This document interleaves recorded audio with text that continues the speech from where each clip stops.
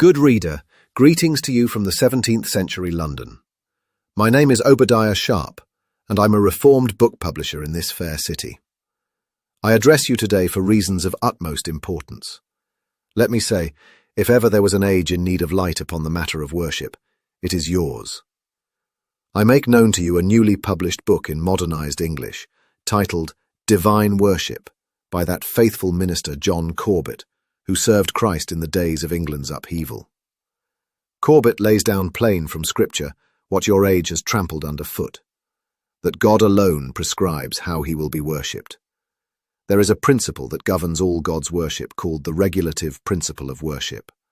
Now, listen closely, as much as false teachers and false pulpiteers in your day will persuade you that such a thing does not exist. This is no invention of man. It is drawn from the very mouth of the Lord, who said, "What thing soever I command you, observe to do it. Thou shalt not add thereto, nor diminish." From it. Deuteronomy chapter 12, verse 32.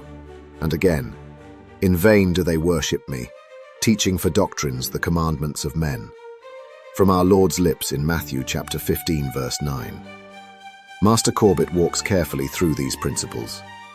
He distinguishes between worship that is natural and that which is instituted. He shows that gestures and ceremonies, if not commanded, are but burdens of men. He warns that superstition always enters through the side door of good intentions, and that Christ's church is not free to invent what he has not commanded. In your day, men sing songs God never gave, pray with inventions, and stage performances under the guise of devotion. They feel deeply, but feelings are no compass for truth.